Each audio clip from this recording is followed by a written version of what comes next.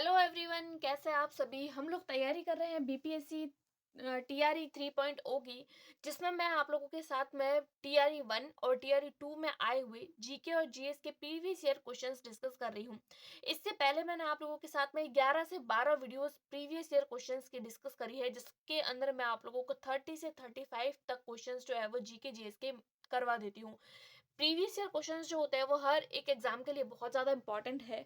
अगर आप लोग भी बीपीएससी के एक सीरियस एस्पिरेंट हैं और सच्ची में अगर आप लोग नौकरी लेना चाहते हैं तो इन प्रीवियस ईयर की सीरीज को ज़रूर कंप्लीट करिए और इसको एज अ टेस्ट दीजिए। और टेस्ट देने के बाद में आप लोगों की फाइनल कितने मार्क्स इस टेस्ट में बन रहे हैं उसको ज़रूर कॉमेंट करिए। तो फिर चलिए बिना किसी देरी के वीडियो को स्टार्ट करते हैं। सबसे फर्स्ट नंबर 70 नंबर क्वेश्चन हम लोगों से पूछा गया है। इनमें से किसने भारत में फारसी त्योहार नौरोज की शुरुआत करी थी। पहला ऑप्शन है फिरोज शाह तुगलक, दूसरा है अलाउद्दीन खिलजी, तीसरा है बलबन और चौथा है इल्तुतमिश। तो भारत में फारसी त्योहार नौरोज की शुरुआत जो है वो बलबन द्वारा करी गई थी। 70 का हो जाएगा सी। अगला हम क्वेश्चन देखते हैं 71 नंबर क्वेश्चन। नाथ पंथियों, सिद्धों, योगियों ने भक्ति धर्म को किस क्षेत्र में लोकप्रिय बनाया। पहला है उत्तर भारत, दूसरा है दक्षिणी भारत, तीसरा है पूर्व भारत और चौथा है पश्चिम भारत। तो यहाँ आपका सही उत्तर हो जाएगा ए उत्तर भारत। इन क्वेश्चंस में समझने जैसा कुछ भी नहीं है, सिर्फ और सिर्फ इसमें रट्टा मारने जैसा है, क्योंकि जीके और जीएस है और इसमें सिर्फ और सिर्फ फैक्चुअल जो क्वेश्चन होते हैं वो पूछे जाते हैं। इसीलिए हम लोग डायरेक्ट क्वेश्चन और उनके आंसर से डिस्कस करेंगे। अगला क्वेश्चन है 73 नंबर क्वेश्चन। मैथिली भाषा का विकास निम्नलिखित में से किसके शासन काल के दौरान शुरू हुआ था। शुरू होने की बात हो रही है। पहला है चेरो राजवंश, दूसरा है ओइनिवार राजवंश, तीसरा है कर्नाट राजवंश और चौथा है पिथिपति। तो यहाँ पर आपका सही हो जाएगा कर्नाट राजवंश। 73 का हो जाएगा सी। अगला देखते हैं 74 नंबर क्वेश्चन। प्रारंभिक वैदिक काल के दौरान कौन सा शहर प्राचीन मगध साम्राज्य की राजधानी के रूप में कार्य करता था। पहला आता है राजगृह, दूसरा आता है चंपा, तीसरा है वैशाली और चौथा है पाटलिपुत्र। तो यहाँ आपका सही उत्तर हो जाएगा राजगृह। 74 का हो जाएगा ए। अगला देखते हैं 77 नंबर क्वेश्चन। राजनीति की प्रारंभिक पुस्तक नीति सार किसके द्वारा लिखी गई थी। मैं हर एक वीडियो में आप लोगों को बोलती हूँ कि ये जो बुक्स होते हैं, बुक के ऑथर होते हैं, इनमें से हर बार क्वेश्चंस पूछे जाते हैं और हर एक सीरीज में मैंने आप लोगों को बुक्स और उनके ऑथर से रिगार्डिंग क्वेश्चन कराया है। और आज की वीडियो में अगेन से हम लोगों को जो है वो ये बुक वाला क्वेश्चन देखने को मिला है। तो इस टॉपिक को आप लोग maximum time multiple time revise करिए और बार बार पढ़िए इस टॉपिक को। और अगर आप लोगों ने अभी तक नहीं किया है इस टॉपिक को तो इस टॉपिक को जरूर करिए। तो फिर पुस्तक है नीति सार, जिसके लेखक कौन है। कौटिल्य है, कामंदक है या चरक है। तो आपका सही उत्तर हो जाएगा इसमें कामंदक। 77 का हो जाएगा बी। अगला क्वेश्चन देखते हैं 78 नंबर क्वेश्चन। फुतुहात ए आलमगिरी किसके द्वारा लिखी गई थी। अगेन से बुक्स में से क्वेश्चन है। ईश्वर दास नागर, दूसरा है भीमसेन, तीसरा है हरिदास। तो यहाँ पर 78 का आपका हो जाएगा ईश्वर दास नागर। 78 का हो जाएगा ए ऑप्शन। अगला देखते हैं 79 नंबर क्वेश्चन।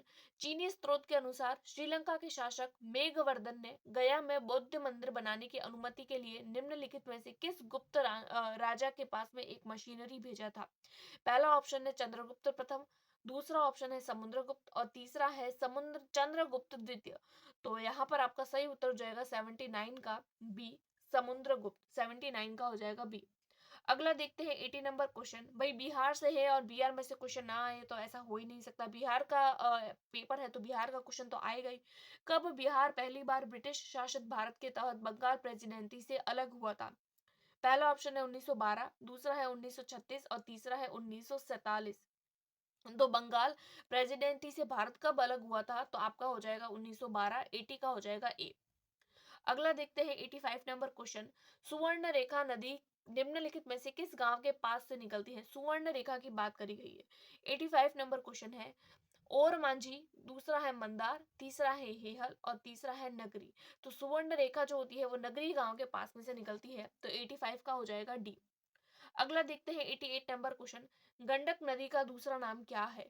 बूढ़ी गंडक है, महानंदा है, नारायणी है या पुनपुन है। तो हम सबको पता है, वेरी इजी क्वेश्चन, कि गंडक नदी का दूसरा नाम जो है वो नारायणी है। तो 88 का हो जाएगा सी। अगला देखते हैं 89 का नंबर का क्वेश्चन और अगेन सी बिहार में से क्वेश्चन। बिहार के निम्नलिखित में से किस जिले में सोना पाया जाता है। सोना कहाँ पाया जाता है। पहला है मुंगेर, दूसरा है सारण, तीसरा है सिवान और चौथा है जमुई।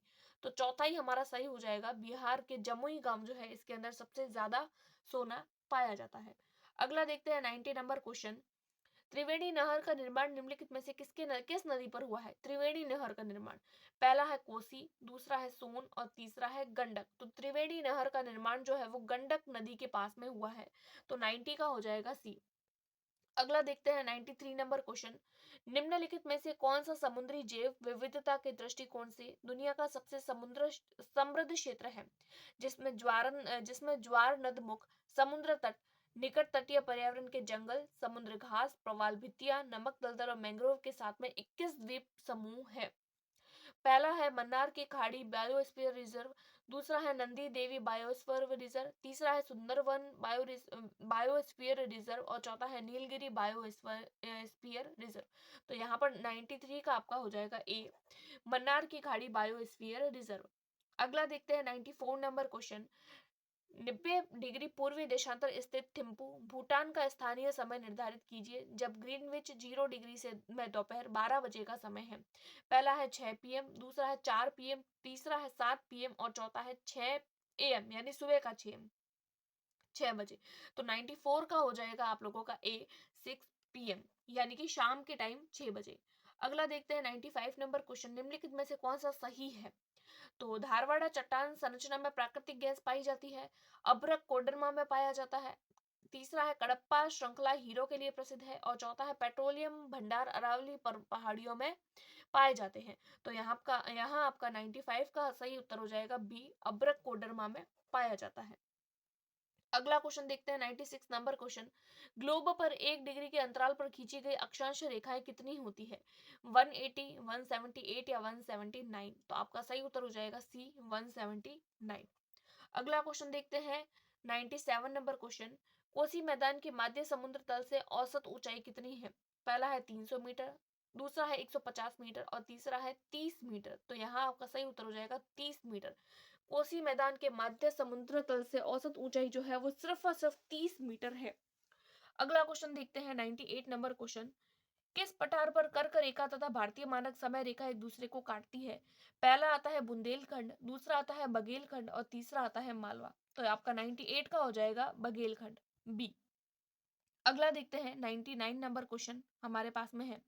उत्तराखंड का कौन सा जिला तिब्बत सीमा से नहीं लगा हुआ है? ये जो नहीं है ना, ये बहुत ज्यादा इंपॉर्टेंट है। तिब्बत सीमा से उत्तराखंड का कौन सा जिला नहीं है? पहला है उत्तरकाशी, दूसरा है चमोली और तीसरा है अल्मोड़ा। तो यहाँ पर तब तिब्बत सीमा से अल्मोड़ा जिला नहीं लगा हुआ है। तो 99 का हो जाएगा सी। अगला क्वेश्चन है, एल नीनो धारा कहाँ प्रवाहित होती है? पहला है प्रशांत महासागर, दूसरा है हिंद महासागर और तीसरा है बंगाल की खाड़ी।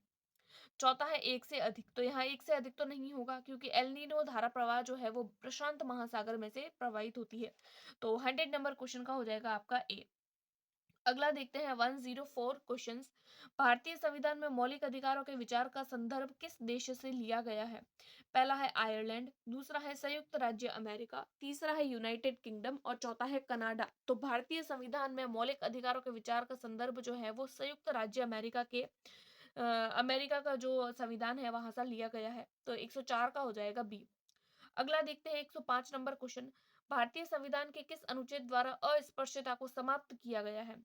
अनुच्छेद 14, अनुच्छेद 15, अनुच्छेद 17 और अनुच्छेद 22। तो भारतीय संविधान का अनुच्छेद 17 है जिसमें अस्पृश्यता को खत्म करने की बात करी गई है। तो 105 का हो जाएगा सी, अनुच्छेद 17। अगला देखते हैं 106 नंबर क्वेश्चन। उच्च न्यायालय में न्यायाधीशों की संख्या निर्धारित करने का अधिकार निम्नलिखित में से किसके पास है? राष्ट्रपति को, राज्य के मुख्यमंत्री को या प्रधानमंत्री को? तो न्यायाधीशों की संख्या का निर्धारण करने का सिर्फ अधिकार जो है वो सिर्फ और सिर्फ राष्ट्रपति की पास में है। तो 106 का हो जाएगा ए। अगला देखते हैं 107 नंबर क्वेश्चन। पांचवी अनुसूची किस विशिष्ट समूह के लोगों के शासन और हितों की सुरक्षा से संबंधित है? पहला है अनुसूचित जाति, दूसरा है धार्मिक अल्पसंख्यक, तीसरा है अनुसूचित जनजाति और चौथा है भाषाई अल्पसंख्यक।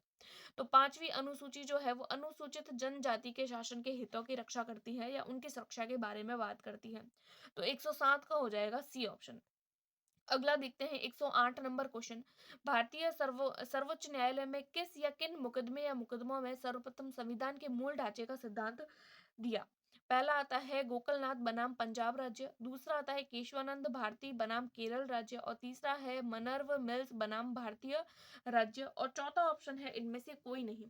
तो यहाँ पर हमारा सही आंसर हो जाएगा बी, केशवानंद भारती बनाम केरल राज्य। और इसके बाद में देखते हैं आज की वीडियो का सबसे लास्ट क्वेश्चन। किस या किन अनुच्छेद या अनुच्छेदों के अंतर्गत अध्यक्ष सदन के किसी सदस्य को उसकी मातृभाषा में बोलने की इजाजत दे सकता है? पहला आता है अनुच्छेद 110 ए, दूसरा है अनुच्छेद 122 बी और तीसरा है अनुच्छेद 120 एक। तो यहाँ पर आपका सही आंसर हो जाएगा अनुच्छेद 120 ए कि अनुच्छेद 120 है वो जो है वो मातृभाषा में बोलने की इजाजत देता है। तो ये कुछ क्वेश्चंस थे। आप लोगों के एज अ टेस्ट देने के बाद में कितने क्वेश्चंस सही है वो कमेंट जरूर करिए। आई होप आप लोगों को वीडियो पसंद आ रही है। वीडियो पसंद आई है तो please like, subscribe and share. Thanks for watching.